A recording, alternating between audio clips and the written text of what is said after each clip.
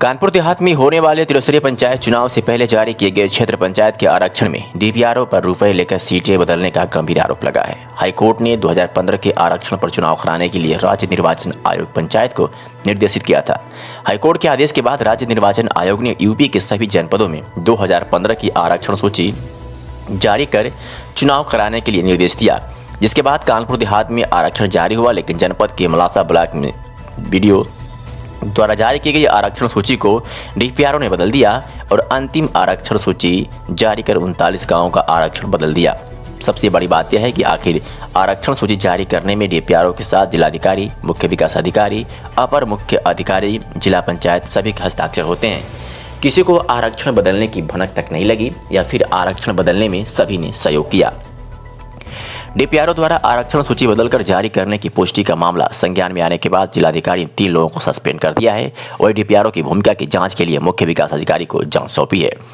अब बड़ा सवाल उठता है कि आरक्षण सूची जारी करने में डीपीआरओ के साथ साथ जिलाधिकारी, मुख्य विकास अधिकारी सभी ने हस्ताक्षर किए हैं, तो इस मामले में तो सभी लोग दोषी हैं। जनपद के मलासा ब्लॉक का यह हाल है। अगर इसी तरह जनपद के सभी ब्लॉकों की निष्पक्ष जाँच कराई जाए तो बड़ा मामला सामने आने की उम्मीद है।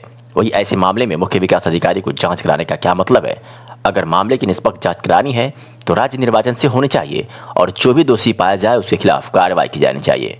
वही गलत आरक्षण जारी करने के बाद मामला तुल पकड़ते देख जनपद के डीपीआरओ अनिल कुमार सिंह मीडिया के सवालों से बचते हुए ऑफिस छोड़कर भाग गए।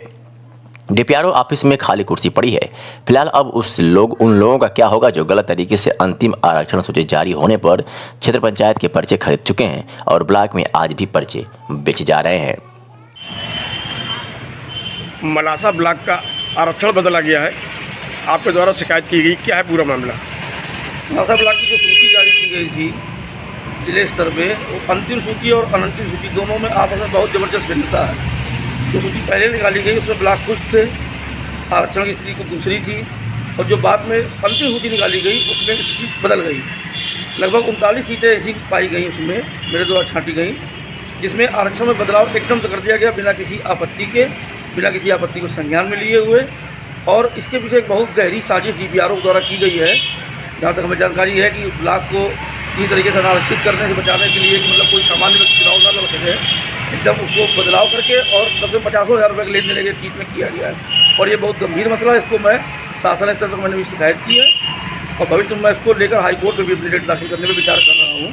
अगर शासन स्तर पर कोई कार्रवाई नहीं की जाती दोषी अधिकारियों के खिलाफ तो मैं ज़रूर विचार करूँगा कि कोर्ट से मैं न्याय लूँ और क्षेत्र की जनता को न्याय दिला सकूँ। क्योंकि जो लोगों ने तैयारियाँ की थी, सीट कुछ थी और हो कुछ गई।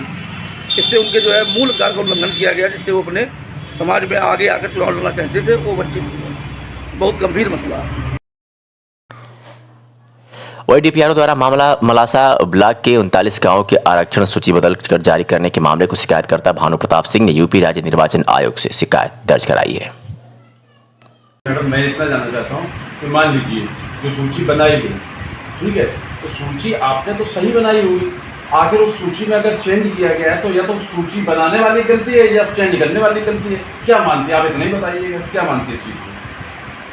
मैंने जो सूची बनाई है वो सही है जी। अब क्या हुआ है मुझे नहीं पता। मतलब अगर उस सूची के साथ छेड़छाड़ की गई है तो वो गलत किया गया कुल मिला, जिसने भी किया हो, नाम जिसने भी किया हो मुझे नहीं पता है। हाँ, लेकिन गलत किया।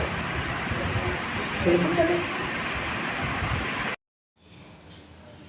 सर, मलासा ब्लॉक में जो आरक्षण सूची जारी हुई थी उसमें 39 गांव ऐसे हैं जो 2015 के आरक्षण के हिसाब से नहीं है, सूची बदली गई है, क्या कहेंगे आप?